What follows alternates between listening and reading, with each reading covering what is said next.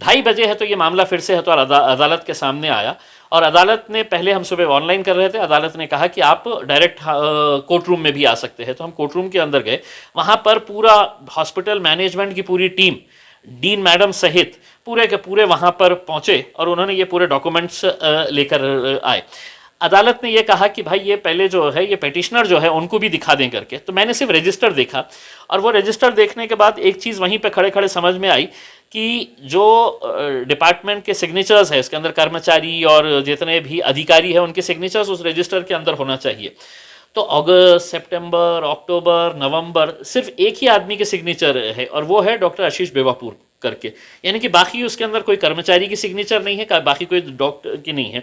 औरंगाबाद की जनता के लिए मैं लड़ रहा हूँ, अगर उन्हें कुछ लेना देना नहीं है तो फिर ठीक है, सरकार ने आज 4 बजे किया है, कुछ दिनों के बाद वो 1 बजे तक कर डालेंगे, फिर आपकी बकरी ईद आएंगी तो कहेंगे कि पूरा कंप्लीट लॉकडाउन कर देने का है, तो आप बर्दाश्त करिएगा उसमें।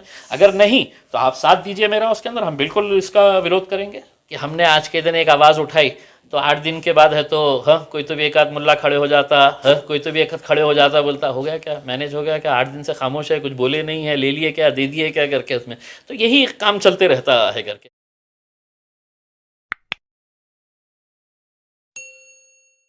लेकिन जब एडवोकेट जनरल मुंबई से ज्वाइन किए तो उन्होंने ये कहा कि मेडिकल डिपार्टमेंट जो है 2 हिस्सों में बटा हुआ है, एक पब्लिक हेल्थ डिपार्टमेंट है और एक मेडिकल एजुकेशन है, यानी कि जितने भी हॉस्पिटल्स मेडिकल कॉलेजेस के साथ अटैच है वो मेडिकल एजुकेशन के अंदर आते हैं। तो उनकी एफिडेविट तैयार होने का काम अभी जारी है, हमको थोड़ा सा वक्त दिया जाए क्योंकि उसकी भी जानकारी लेकर हम उसका सेपरेट एक एफिडेविट फाइल करेंगे। तो अदालत ने 5 तारीख का आने वाली 5 तारीख का डेट तय किया है कि इसके ऊपर हम चर्चा करेंगे करके। लेकिन आज जो एफिडेविट सबमिट किया गया है वो एफिडेविट के अंदर यही बताया गया है कि सिविल सर्जन की पोस्ट कितनी वेकेंट है, डिस्ट्रिक्ट हेल्थ ऑफिसर्स की कितनी पोस्ट वेकेंट है, और जो सुपर स्पेशलिटी के कितने पोस्ट वेकेंट है, क्लास 3 क्लास 4 के कितने पोस्ट वेकेंट है। लेकिन इसके अंदर जो रोड मैप दिया गया है कि इसको कब और कैसे भरा जाएगा, उसके अंदर उन्होंने ये बताया है कि एक तो एमपीएससी बताया है, दूसरा जनरल एडमिनिस्ट्रेशन डिपार्टमेंट बताया है, और तीसरा गवर्नर साहब बताया है कि ये तीनों के पास ये फाइल्स रुकी हुई है। कभी जीएडी ने कुछ फाइल्स रोक के रखी है, एमपीएससी ने अपने तरफ से है तो कई साल पहले एग्जामिनेशन कंडक्ट किए है, उसका कोई रिजल्ट निकाला नहीं है, और कुछ इंपॉर्टेंट फाइल जो है वो गवर्नर साहब के पास अटकी हुई है और गवर्नर साहब उसको साइन नहीं कर रहे हैं करके। अच्छा, बात करते करते ही एडवोकेट जनरल ने कहा कि मतलब हम अभी पता चला है कि गवर्नर ने वो सारे फाइल्स रिजेक्ट कर दिए हैं करके, उसको अप्रूव नहीं किए हैं। यानी कि इसका मतलब ये है कि सरकार के ही अलग अलग डिपार्टमेंट, सरकार के ही अलग अलग अंग सिर्फ एक डिपार्टमेंट से दूसरे डिपार्टमेंट पर ढकेलते हैं, दूसरा तीसरे के ऊपर ढकेलता है। तो अदालत ने इसकी गंभीरता से दखल लेते हुए कहा कि आप मेडिकल एजुकेशन का भी एफिडेविट सबमिट करिए और हम 5 तारीख के दिन पूरा डिटेल में हम सुनेंगे। देखिए, मैंने एक डॉक्टर है जो कार्डियोवैस्कुलर सर्जन है, और अप्रैल 2018 से उन्हें ये बताया गया है कि वो घाटी के अंदर काम करते हैं, कार्डियो डिपार्टमेंट के अंदर वो यहाँ पर काम कर रहे हैं। मैंने जब पूरी जानकारी हासिल किया था तो ये डॉक्टर है तो हार्डली कभी यहाँ पर आए हैं, वो भी 2018 के अंदर। उसके बाद ना तो उन्होंने कोई ऑपरेशन किया है, ना उन्होंने यहाँ पर कोई क्लासेस लिए हैं, ना उन्होंने कोई दूसरी ड्यूटी को अंजाम दिया है। लेकिन उनकी सैलरी लगातार है तो यहीं घाटी हॉस्पिटल से निकल रही है, और सैलरी कितनी है तो 2,53,000 रुपये हर महीना है तो ये सैलरी उनको दी जा रही है। आज इसके ताल्लुक से अदालत ने ये पूछा कि आपने इसके एफिडेविट फाइल करना था, तो dean government medical college and hospital doctor Kannan Yelikar ने एफिडेविट फाइल किया आज के दिन, और ये कहा कि जो आरोप लगाए गए हैं वो गलत है और ये डॉक्टर हमारे पास ही काम कर रहा है करके, और उसको बराबर से ही इसकी सैलरी दी जा रही है। तो डॉक्टर फिर ये तय हुआ कि मैंने ये कहा कि अगर ये एफिडेविट अगर सही है तो एक बात ये है कि या तो मैं झूठ बोल रहा हूँ, या डीन है तो गवर्नमेंट जीएमसीएच की डीन जो है वो कोर्ट को मिसलीड कर रही है। तो मैंने अदालत से रिक्वेस्ट किया कि जो अटेंडेंस शीट है, अटेंडेंस रजिस्टर है, वो फ़ौरन मंगाया जाए। जो कंपलसरी जो कॉलेज मैनेजमेंट काउंसिल की जो मीटिंग होती है, कॉलेज काउंसिल की जो मीटिंग होती है, वो डीन के ऑफिस के अंदर वो मैंडेटरी है, कंपलसरी है कि महीने में कम से कम है तो 2 मीटिंग्स तो होना ही। कोविड से पहले वो हर हफ्ते होना चाहिए था, उसका रजिस्टर मंगा लिया जाए। कितने ऑपरेशंस ये डॉक्टर ने किया है, अगर कार्डियोवैस्कुलर अगर ये रेगुलर है सब वहाँ पे, तो कितने ऑपरेशंस किया है उसका रजिस्टर एक सेपरेट होता है, वो मंगा लिया जाए। और 2018 से 2020 तक ये सभी डॉक्टर्स को बायोमेट्रिक अटेंडेंस, यानी कि अंगूठा लगाकर ही उसका बायोमेट्रिक अटेंडेंस लिया जाता था। कोविड के दौरान उसको चेंज कर दिया गया क्योंकि अंगूठा लगाने से कोविड फैलेगा बोल के, तो वो रजिस्टर के अंदर मेंटेन। तो ये पूरे डॉक्यूमेंट्स मंगाने के लिए अदालत ने आदेश दिया और कहा कि आज 2:30 बजे तक ये पूरे डॉक्यूमेंट्स कोर्ट के सामने रहना चाहिए। उन्होंने पब्लिक एडिशनल पीपी को ये आदेश दिया। 2:30 बजे है तो ये मामला फिर से है तो अदालत के सामने आया और अदालत ने, पहले हम सुबह ऑनलाइन कर रहे थे, अदालत ने कहा कि आप डायरेक्ट कोर्ट रूम में भी आ सकते हैं। तो हम कोर्ट रूम के अंदर गए। वहाँ पर पूरा हॉस्पिटल मैनेजमेंट की पूरी टीम, डीन मैडम सहित पूरे के पूरे वहाँ पर पहुँचे और उन्होंने ये पूरे डॉक्यूमेंट्स लेकर आए। अदालत ने ये कहा कि भाई ये पहले जो है ये पेटिशनर जो है उनको भी दिखा दें करके। तो मैंने सिर्फ रजिस्टर देखा और वो रजिस्टर देखने के बाद एक चीज़ वहीं पे खड़े खड़े समझ में आई कि जो डिपार्टमेंट के सिग्नेचर्स है इसके अंदर, कर्मचारी और जितने भी अधिकारी हैं उनके सिग्नेचर्स उस रजिस्टर के अंदर होना चाहिए।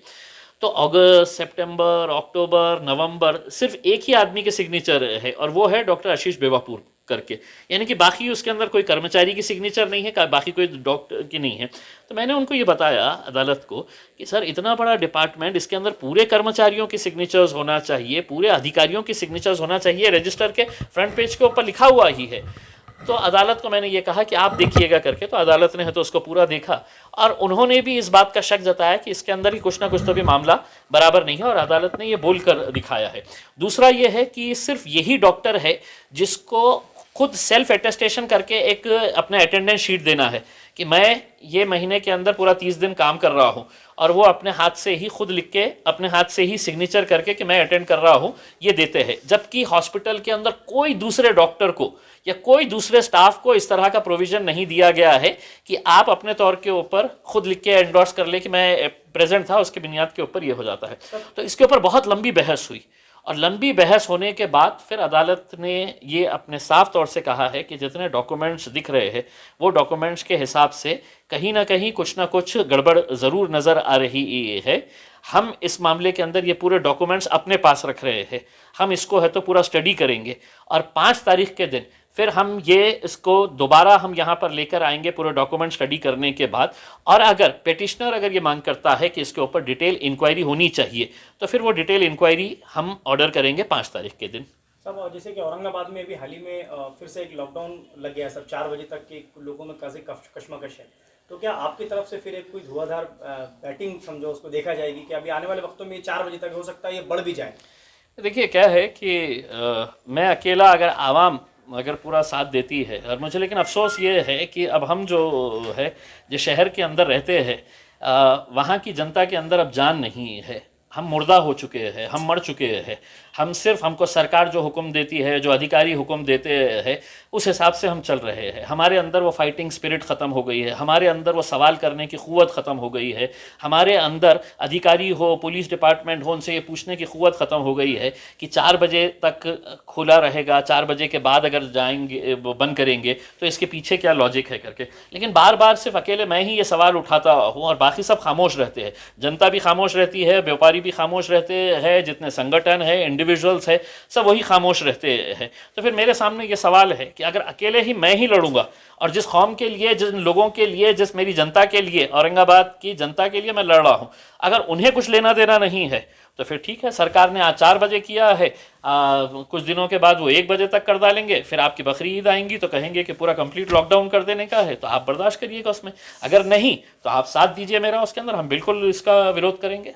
सर एक सवाल, जैसे कि पिछले साल मुंबई के बहुत सारे बकरा व्यापारियों को नुकसान हुआ था लॉकडाउन की वजह से, इस बार भी वैसा ही होगा?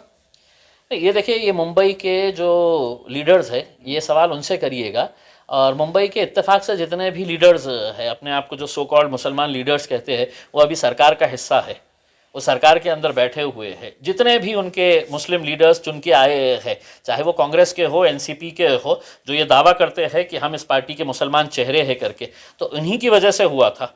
हमारे तो पार्टी के अध्यक्ष ने गुजरात के बॉर्डर के अंदर, हमारी मुंबई की प्रेसिडेंट जो है रिजवाना ईसा, वो गुजरात के बॉर्डर के ऊपर जाकर है तो स्ट्राइक के ऊपर बैठ गई थी कि मतलब ये ट्रकों को आने दिया जाए करके, लेकिन सरकार ने एक नहीं सुनी थी। अब इस बार भी हमको देखने का है कि ये मुसलमान कितने मुसलमान है करके, उसमें इनके अंदर कितना मुसलमान पना बचा हुआ है, ये देखना है। अबू आसिम आजमी साहब ने जो ट्वीट किया है कि 100 सीटें जो इमाम वहाँ से लड़ा रही है यूपी से, इससे एक अफसोसनाक ये मैसेज आता है कि बीजेपी इससे कहीं ना कहीं जीत हासिल करेगी।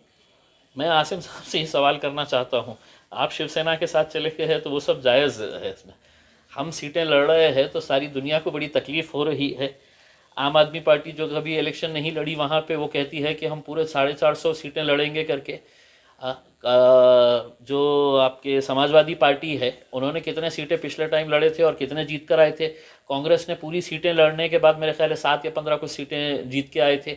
वो पूरी सीटें लड़ेंगे तो चलेगा, हम हमारी 100 सीटें के ऊपर लड़ेंगे।